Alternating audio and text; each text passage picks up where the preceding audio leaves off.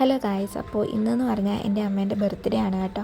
അമ്മ എന്ന് പറഞ്ഞു കഴിയുമ്പോൾ തന്നെ എന്തൊരു സ്പെഷ്യൽ ഫീലിംഗ് ആലേ. ഫുഡ് ഉണ്ടാക്കി തരാനും ഫുഡ് കഴിപ്പിക്കാനും വയ്യാതെ കിടക്കുമ്പോൾ കെയർ ചെയ്യാനും എല്ലാം അമ്മ കഴിഞ്ഞിട്ടേ ഉള്ളൂ, ബാക്കി ആരും. സത്യം പറഞ്ഞാൽ അമ്മേനെ ആർക്കും റീപ്ലേസ് ചെയ്യാൻ വേണ്ടിയിട്ട് പറ്റത്തില്ല അല്ലേ. പക്ഷേ എന്നെ സംബന്ധിച്ച് കുറച്ച് ഡിഫറെൻ്റ് ആണ് കേട്ടോ. കാരണം ഞാൻ 2ാം ക്ലാസ് പഠിക്കുമ്പോൾ തന്നെ പ്രവാസി ആവേണ്ടി വന്ന ഒരാളാണ് എൻ്റെ അമ്മ എന്ന് പറയുന്നത്. ഒരു പ്രവാസിയായി മാറിയിട്ട് പോലും അമ്മ എന്നെ കെയർ ചെയ്യുന്നതെന്ന് ഒരിക്കലും വിട്ടു മാറിയിട്ടില്ല. She is always there when I need her the most എന്ന് ഞാൻ പറയത്തുള്ളൂ. എൻ്റെ ഫാമിലിൻ്റെ ബേസ് എന്ന് പറയുന്നത് ഇപ്പോഴും അമ്മ തന്നെയാണ് കേട്ടോ. 4 സ്വഭാവമുള്ള 4 എണ്ണത്തിൽ ഒന്നിച്ച് കൊണ്ടുപോകണേ അത് ചെറിയ കാര്യമില്ലല്ലോ. പ്രത്യേകിച്ച് പ്രവാസിയായിട്ടിരിക്കുന്ന സമയത്ത് അങ്ങനെയൊക്കെ ചെയ്യുന്നുണ്ടെങ്കിൽ അതൊരു മാസം തന്നെയാണ് ഞാൻ പറയത്തുള്ളൂ.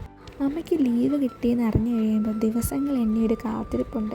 എല്ലാം കഴിഞ്ഞ് അമ്മ വരും. 45 ദിവസം കണ്ണടച്ച് തുറക്കുന്ന പോലെ അങ്ങ് പോവുകയും ചെയ്യും. അങ്ങനെ 45 ദിവസത്തെ ലീവെല്ലാം കഴിഞ്ഞ് പെട്ടിയൊക്കെ പാക്ക് ചെയ്ത് ഉള്ളിൽ ഒരുപാട് വിഷമങ്ങളുണ്ടെങ്കിലും അതെല്ലാം മാറ്റി വെച്ചിട്ട് ഒരു പുഞ്ചിരിയോടെ തന്നെ അങ്ങ് ഇറങ്ങുകയാണ്. ഐ റിയലി മിസ് യു അമ്മ. വൺസ് അഗെയിൻ ഹാപ്പി ബർത്ത്ഡേ ബിസി അമ്മേ.